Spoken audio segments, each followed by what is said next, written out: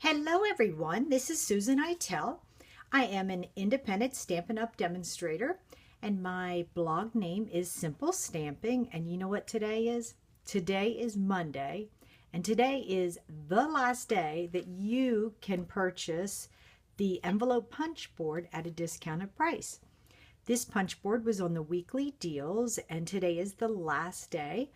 Over the past 2 days, I've been sharing with you different ways that I've used the punch board. And I have to say, I sometimes feel guilty that this little piece of plastic can do so many things. But I do think some of you are kind of intimidated by it. And I don't want you to be. It is super easy. If you just follow the little cheat sheet right here, you're going to be good to go for envelopes. But today we're going to do something different. We are going to make these party poppers. Now, I'm sure you've seen many people blog about the party poppers, but I wanted to share with you how I do them, and hopefully it will entice you and encourage you to have the confidence to go out and make one yourself. Now, this one is a little bit more special, and you're going to see it in tomorrow's post, as this is something I left with a card with my daughter when she went off to school. Now, today I wanted to share with you how you can take a 6x6 designer series paper stack and use the 6 inches in order to make these party poppers. These are so much fun, and I know you might be saying, what do you put in them? Well, the sky's the limit. These are for my daughter's 3 roommates, and then we'll be making another one, so I can't leave her out. And what I did inside was I wrote some inspirational messages to them and a personal note from me wishing them the best of luck for their last year at college. They're super excited to have an apartment on campus, and there's 4 wonderful girls living together, and I thought that this would be a fun little something to leave for them. So let's get going. Now, like I said, this is a piece of paper from the Pretty Petals paper stack. Say that 3 times. And all of our stack papers now are 6x6, which is golden. Now, there are 2 tools that we have that I love. I really love our paper trimmer. And I think that it is wonderful that it allows you to be able to cut and to score at the same time. But I will have to admit, there's times that I really do prefer this little baby, the Simply Scored. Now, I have different reasons, and I will share with you the different reasons why I like one versus the other on certain projects. But let's get started so I can show you how you can make these with a 6-inch cut of paper. It makes it great when you are using 12x12 designer series paper. So first what we need to do is, well, actually I didn't need to even pull that out. This is a 6x6 inch square. We're going to cut this at 4 1/2. And I'm going to show you something a little later on what we're going to do with this.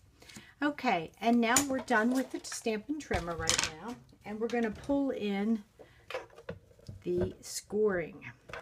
Now you put your short end up to the top. Make sure I got that in the camera, and this is so easy. You're just going to score at 1, 2, 3, and 4. Now, I hate to be repetitious because I'm sure many of you know this. When you're using the stylus, there is a skinnier end and a thicker end. When you're working with the designer series paper, I highly recommend always using the thicker end because our designer series paper is a bit thinner. And when it's thinner, it makes it, if you use the pointy end and you push too hard, you might tear through it. Now, all you're going to do is fold, and I do recommend using the bone folder.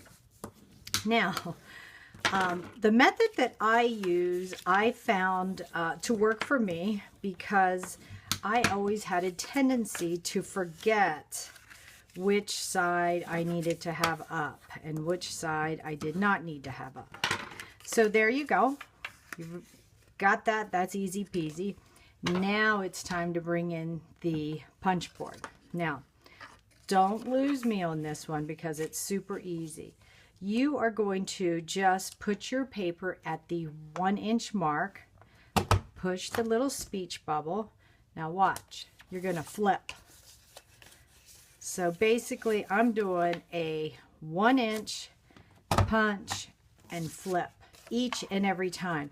That is the only way I don't ruin paper.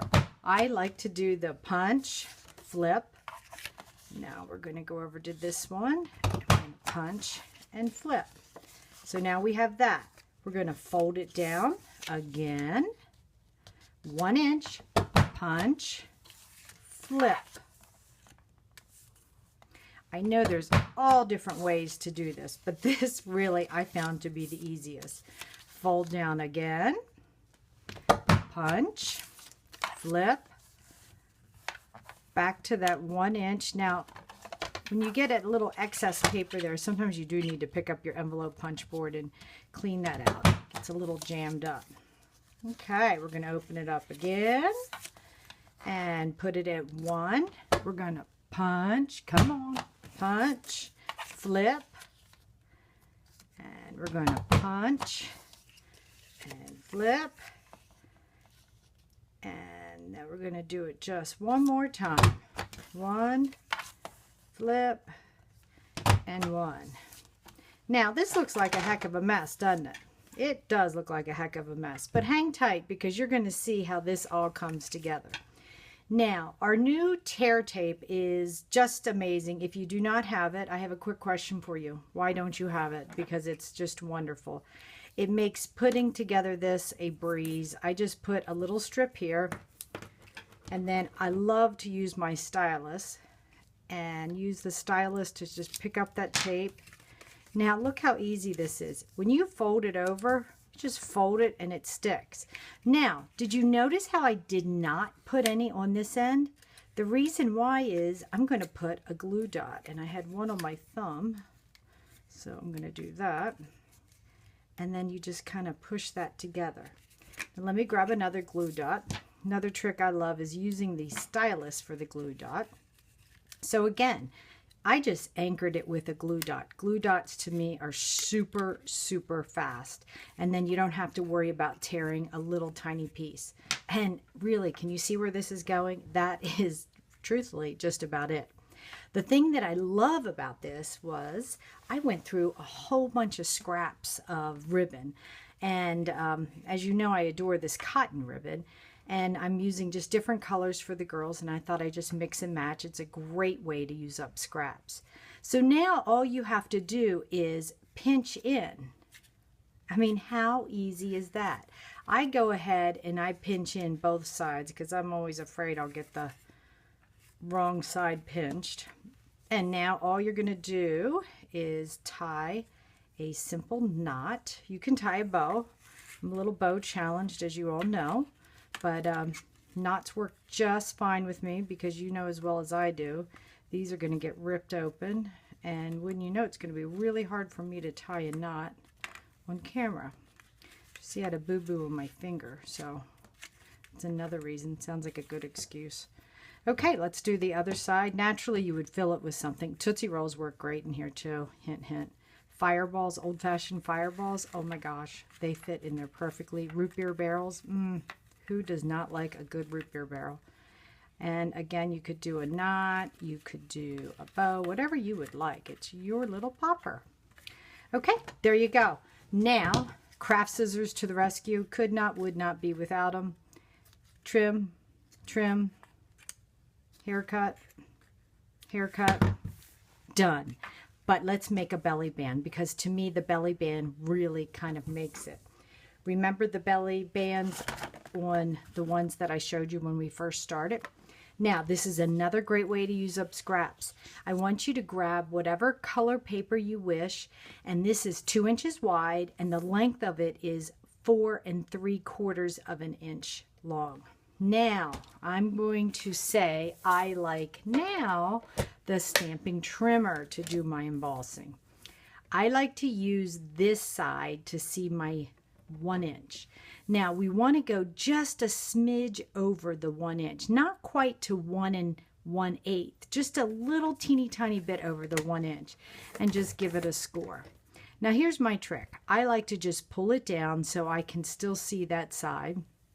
And I am going to take the scored line and move it over to a little bit further than the 1 inch mark. And I did not have my readers on, so I am really hoping and praying that I'm getting this correct. And then you score it again. And that is it.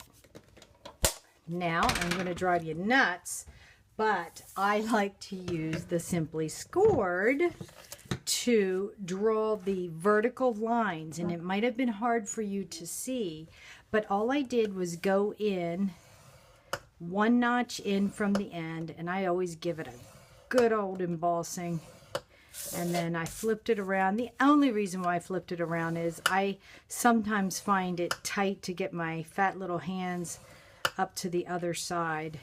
So I just gave it a score on both sides.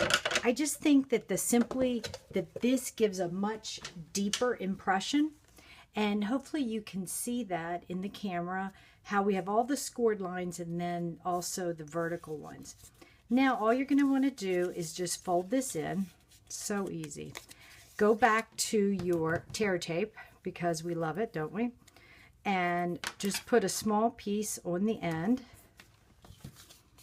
And remember, if you're using a belly band for a card or a belly band for a project like this, make sure that it's not too tight, because when it's too tight, it chokes and it never will stay on correctly and it's not happy. So you can see this is the side with the adhesive, and then you just simply put it on. How stinking cute is that? Now, naturally, you could add a stamp if you wish, but you know what? The title of this post today was No Stamp Needed. So this was a project that I hope you liked, and I hope that my daughter's roommates enjoy it as much as I have enjoyed making it for them. Now, is that too cute or what? I hope that this has inspired you to pull out that envelope punch board, make some of these poppers, and have fun. Because even if you have this envelope punch board, this makes a fabulous gift for somebody. You could purchase the envelope punch board and then maybe a pack of the 6x6 paper stacks. Wow, you're going to look really, really good. Now, before we go, I wanted to share with you, what did I do with that strip of paper? Do you remember how we cut it off at 4.5 inches? So here we have a piece of paper that is 6 inches wide by 1.5 inches long. Let me show you what I did.